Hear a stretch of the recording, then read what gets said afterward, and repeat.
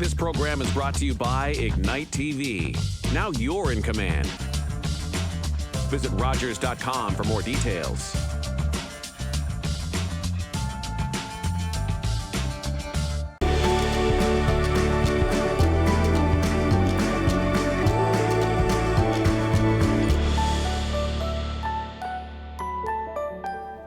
So we're very excited to be able to share with the viewers of Rogers in our region a little bit about who we are here in Pabineau First Nation, what we do in Pabineau First Nation, and what our vision is for the future here in Pabineau First Nation. As you're probably aware, we're a very small community. We're only 345 members in total. We're located just outside Bathurst. A lot of people in the region have had the pleasure to come up to Pabineau Falls and view our great falls up here, as well as I'm sure many people have had the chance to come to our restaurant and eat at our restaurant and enjoy some of the great seafood we have over there. In our perspective of working together, what we've done here in our community is really concentrated on economic development. We realize that it's important with what's happening outside in our region, and it's been a very stressful 2 years for everybody with the pandemic, that we start to move forward on our economic development side. And what we see as a vision is growing as not only Pabineau First Nation, but the whole region. We've engaged all the communities from Belledune all the way to Bathurst, and to look at that vision and say, what can we work together on to actually make the economy of the North grow and become more viable. Obviously, our concern is for Pabineau First Nation, but it's important that we not become myopic and only look at Pabineau, that we look at everybody in the region. So that's why we've really come to the approach of ensuring that we engage all the First Nation communities, and we have a great working relationship with the City of Bathurst and Mayor Chamberlain. We have a great relationship with the Mayor of Beresford, Edgar. In Nigadoo, Charles Doucette. We've had Rachelle and Petit-Rocher, Paul in Belledune, as well as in Point-Vert. We've talked to Richard there, one of the councillors. So, we're really working together with the whole region to make sure that we can develop the Chaleur region and bring some prosperity on the economic side back to us. But as far as here in Pabineau, some of the big things that we're working on, and I don't want to steal anybody's thunder, so I'm going to sort of pass it off on first to the economic development side here, my brother James Richardson, who's our economic development officer, and he'll speak a little bit more on what we're doing on the economic side, which is some great things in the region.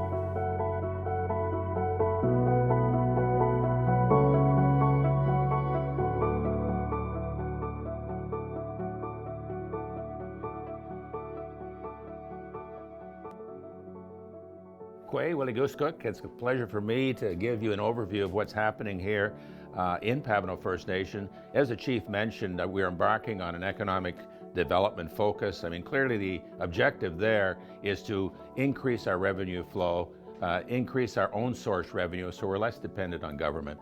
In so doing, we think partnership's the key to success. So we've worked collaboratively with a number of partners in the region, the Port of Belledune being one. There's tremendous potential there. There's plans afoot, and our involvement in that with respect to a clean energy hub and all kinds of exciting projects there. Our flagship project right now is the one at Vanier, where we're looking at a development there that would entail a gas bar convenience store to start off with, and strip mall, and then eventually an entertainment center.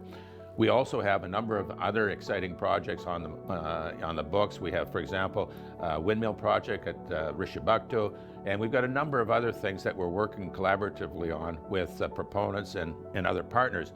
We've signed MOUs, memos of understanding, with other companies so we can work collaboratively. We've done that under a limited partnership incorporation that we've called Mi'kmaq Logistics, which basically is the intent is to separate politics and business so that we have an economic development corporation that's run by a board of directors. The economic development corporation would have all of the entities under it, including this Mi'kmaq Logistics limited partnership. So the Chief mentioned that we're small, 300 and some odd people, but we aim to be the mouse that roars. Thank you very much.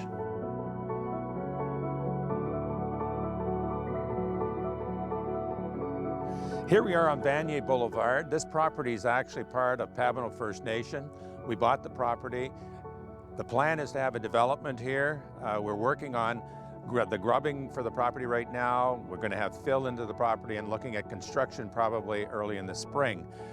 The idea is to have, not the idea, the plan right now entails having a strip mall, convenience store, gas bar in the first phase of the property, and in the second phase we're going to have off to the other side an entertainment center, and we're looking at in partnership with the City of Bathurst working on that.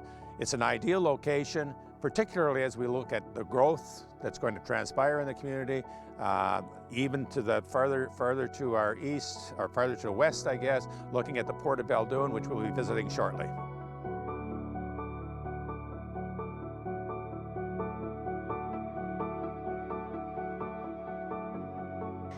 Here we are at the Port of Baldoon, visiting one of our key partners, the CEO of the port, Denis Caron. So we look forward to talking to Denis, and Denis telling us a little bit about what's happening with respect to our relationship and the tremendous opportunities with respect to the clean energy hub that he has planned here for the Port of Baldoon. So we're on terminal number 3. So this terminal is leased by Quebec Stevedoring. We handle primarily bulk material here, so liquid bulk or dry bulk. And we have 4 terminals. So the port was set up back in 1968. It was really to support the mining sector here in the region and the lead smelter that was operated by Glencore up until 2019. So we started about 5 years ago of looking at diversifying our product mix. So we had roughly 8 to 9 products back then. We're up to 26 or 27 different products that literally come from all over the world. So we actually export wood chips to China and Turkey. We export wood pellets to the UK and the Caribbean. We would import perlite from Greece. And we have bauxite, silica sand, other industrial products that are used here in the region for industrial development. We also supply the Port Daniel cement plant, which is just across the Bay of Chaleur.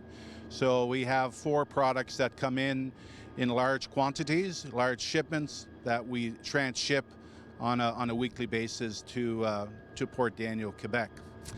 We are currently doing a $34 million expansion here at the port and essentially looking to connect terminal number 3 and terminal number 4, obviously for more efficiencies and to be much more competitive.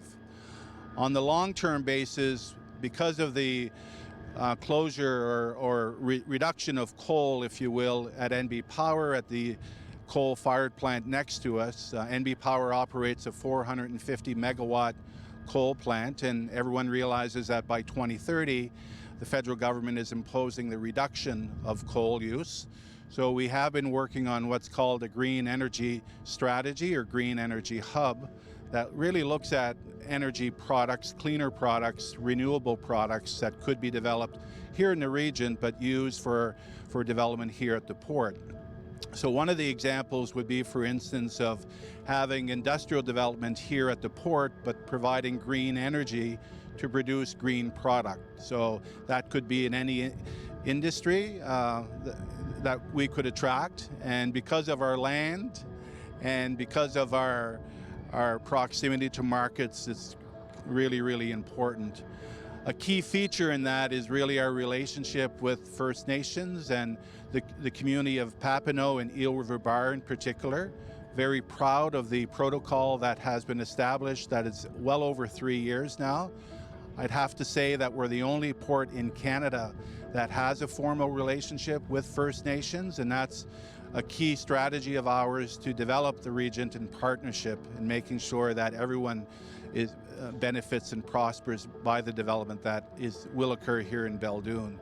Very proud of that, and essentially looking forward for future development as we go further.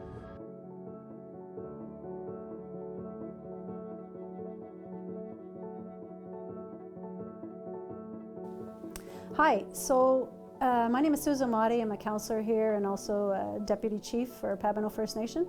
And coming back to Pabineau has been a real privilege. When you come back with life experiences and things that you want good things for your community. So, and I feel that all of us really bring that together. part of the things that I'm responsible for is building the homes, new homes in Pabineau. So I've been doing that now. We've built 2 houses last year. We're building 2 houses again this year, and we'll continue to do that as long as we're in our term here. And I look after road maintenance, the water system. I help our water operator with that. And we've also built the child and family building here called the Nigamoo House. And that's been a great success for our community. And the vision that we have is to keep things rolling here and making decisions quickly, but not just on our own. Like we've included everyone. So we're trying to get, like Jim had said, we're including the communities, our neighbors, and so we're trying to get things working together with them as well. And we just put together our housing committee, so we're going to be determining who's going to be getting our new houses, which is very exciting for Pabineau, and I'm sure the people here are very much looking forward to that. Some of the other things I work on here is there's solar panels that are coming in on the roof here, and also there's a solar field coming in front of the health center. So those are exciting things for us.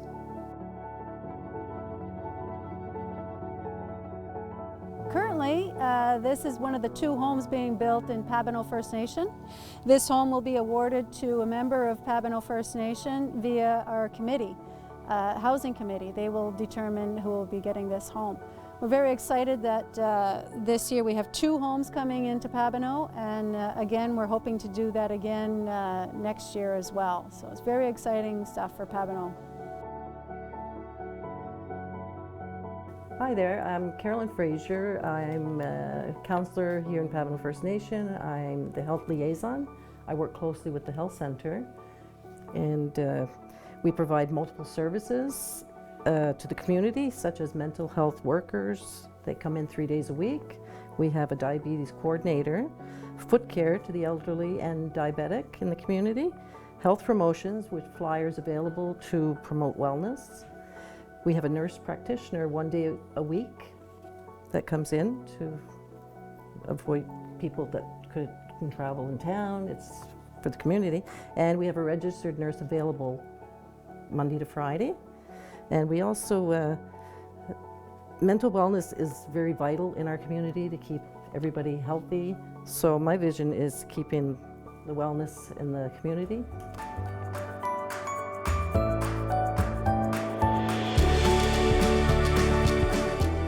Optimotis, that means I will see you again. This is my story, my life.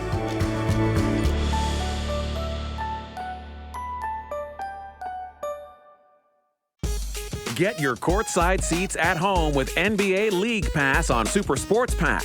With up to 40 out-of-market NBA games a week, you'll always catch your favorite team no matter where you live. Whether it's big matchups you're looking for or following your top fantasy picks, it's all here. NBA League Pass, part of the Rogers Super Sports Pack. All this for only $35.95 a month. Order through your remote on Channel 450 or call 1-888-ROGERS-1 today. What do I like? I like open fires, moonlit nights, chatty letters, rainy days. I like daydreaming. I love this colorful little island of ruby, emerald, and sapphire. Yet often my dark moods come. I am possessed body and soul by this depression. They say women shouldn't write. Some days I almost give up. But I cannot contain my imagination. I made Anne real. I gave her my love of nature, my love of books, and my childhood dreams. My greatest happiness would be to climb the alpine path and write upon it a woman's humble name. Lucy Maud Montgomery battled depression, rejection, and sexism to become known around the world for Anne of Green Gables and 19 other novels.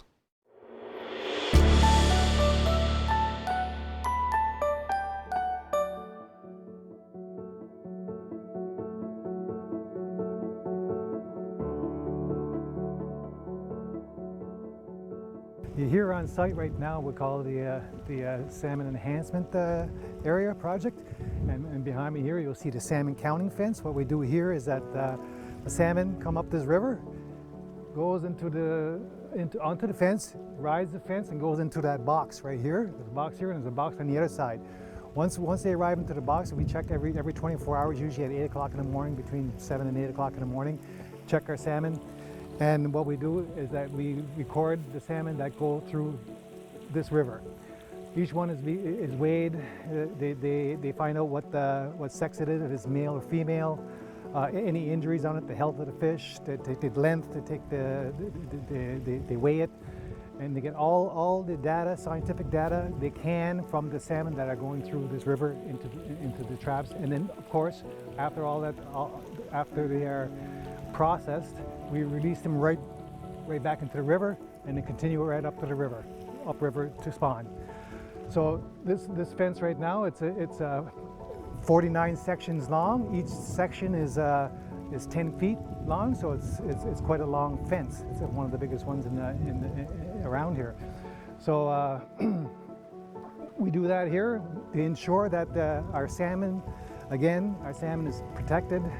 We know what the numbers of populations are, if they're increasing, if they're decreasing, if there's any disease in the fish. If a fish would come down after we release it, let's say a salmon will come down and die against the fence.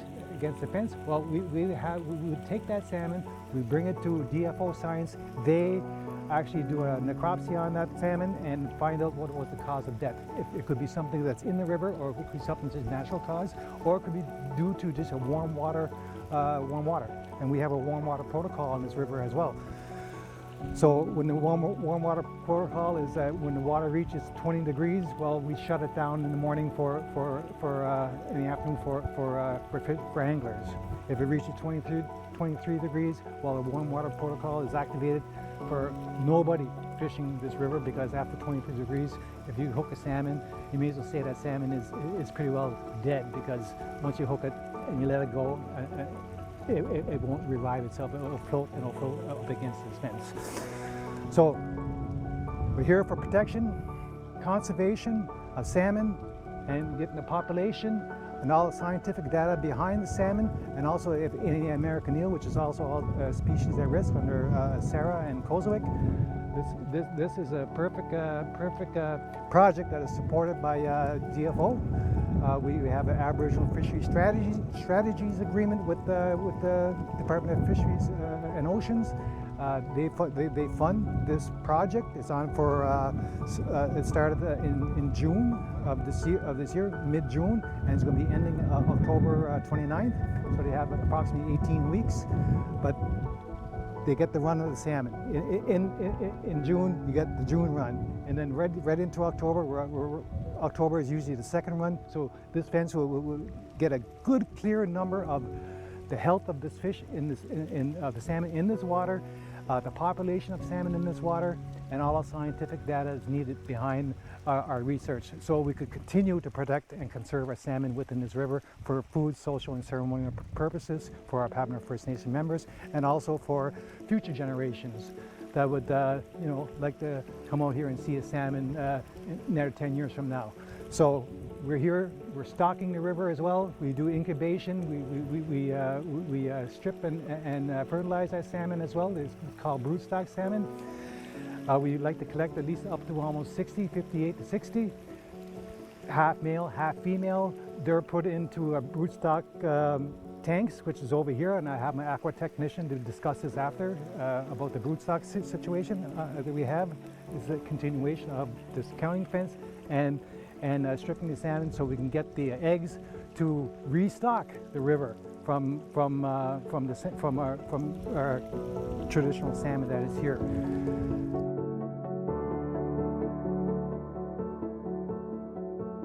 Hi, my name is Michelle Putcher. I'm the aquaculture technician here for Pabineau First Nation. And this year we have a really exciting project. Actually, it's a streamside fertilization project.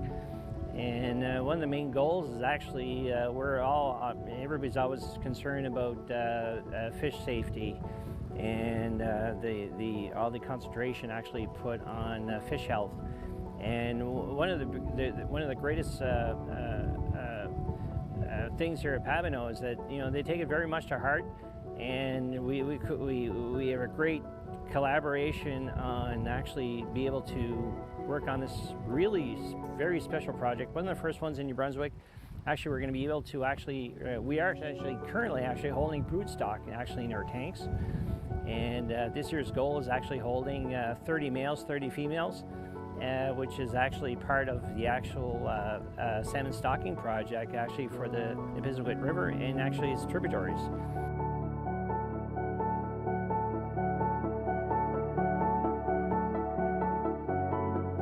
Had a good view of the fence and the streamside fertilization project here. Everything is going well, and I want to close by saying that we as First Nation people, we are protectors of the land. This is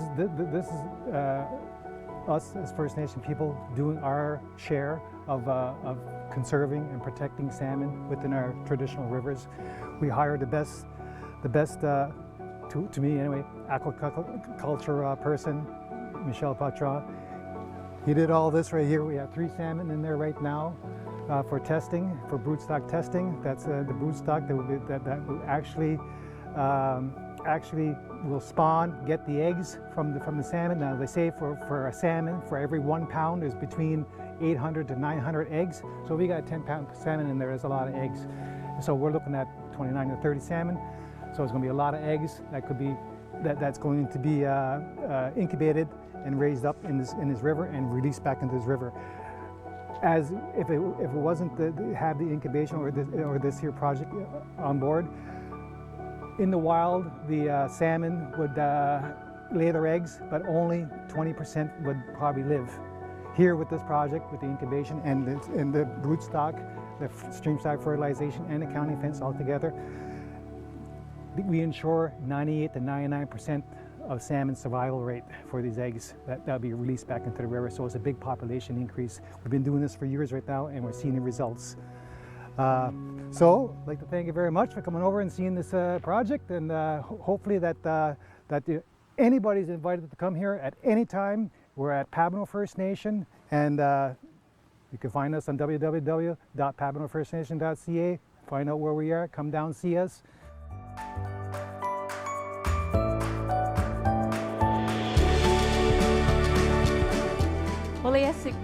It's a good day. This is my story, my life.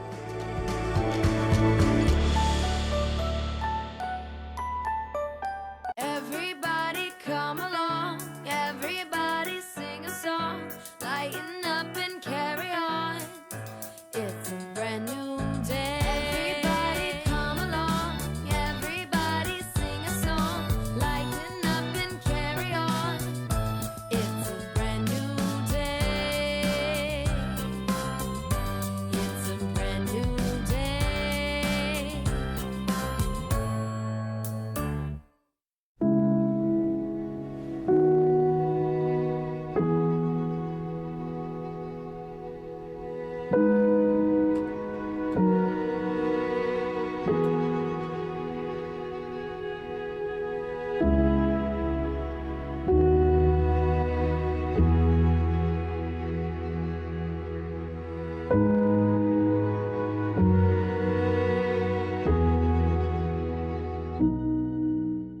October 5th, 2014, my daughter was hit by a train. She was walking along the sides of the tracks, and it shattered her world.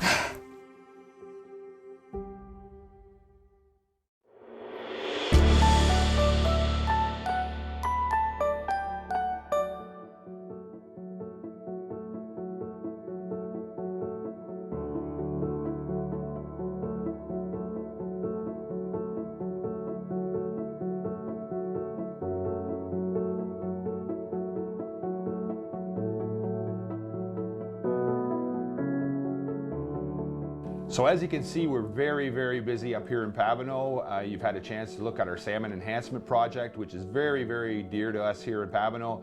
It's keeping the salmon healthy and plentiful in our river, so that not only First Nations people can enjoy them, but non-First Nations people as well. That's one of our big projects here. We have our windmill, as was talked about. We have a trucking company. We have our development of Vanier Boulevard. We have homes that are being built. We have other construction in the works. We have partnerships on the go. And what we're looking at is not only that stuff that's working, but as Carolyn has stated, keeping our community healthy is very important on both the mental wellness side as well as the addiction side, and dealing with the issues that everybody else in regards to the pandemic is dealing with right now, right across Canada and in our region. So as we move forward, we're looking for those partnerships. We're always open to partnerships. We're open to making more partnerships with a lot of the different companies that are out there. We're anxious for those people to come forward. We're knocking on doors, we're looking for opportunity. We're also at the same time doing our due diligence to make sure those opportunities are good. And we want to see this region grow, because the reality is Pabineau First Nation, Winjibidwig, is just one community in this region. When you start looking at Bathurst, Beresford, Nigadoo, Petit-Rocher, Greenpoint, Point-Vert, and as well as Belledune. It's important that we work together, develop the region, and bring wealth and keep our youth here. Because if we don't work together, it's the old adage that in unity we're strong, divided we're weak. So it's important that we work together on a lot of these aspects, and we're very excited to continue to work together. We have a great team here in Pabineau. I'm fortunate to be working with a great group of people. I have a great team surrounding me here in leadership, but I also have a great team here in employees. And that's what the key to success is making sure you surround yourself with the right people. So please feel free to come up and visit us anytime in Pabineau First Nation. We're open to having people up here. Come and take a look at our salmon enhancement. Come up for a visit. Come get gas, tobacco. We have a restaurant here that's going. Please feel free to come up to Pabineau. We're wide open. And thank you so much for your time to listen to us and our vision for Pabineau and the region. Thank you so much.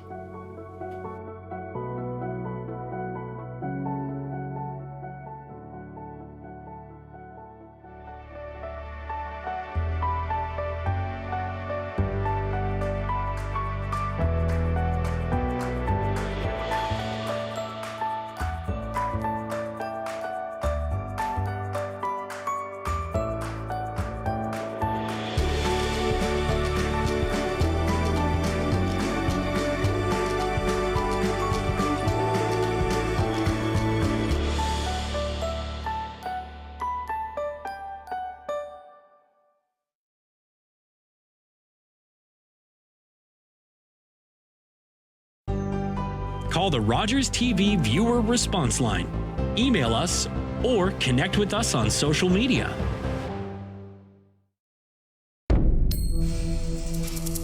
My name is Matthew Rutledge. I'm a 60 scoop survivor, born in Red Lake. Was adopted from there to Toronto at the age of 4.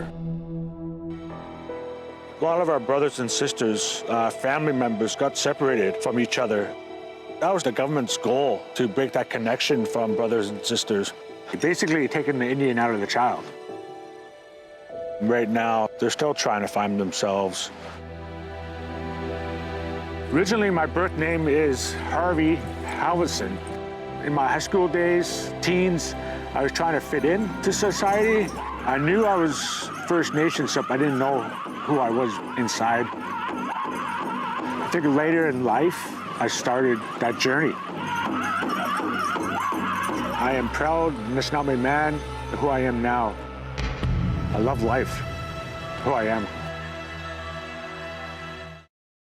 Sports Quarantine TV on Rogers TV. I'm Chris Dobson. Hi, I'm Jerry Green. Chris and I talk about sports, be it local, provincial, national, international, every week here on Rogers TV. Depending on the length of the leash, Jerry might even let me talk about the Habs.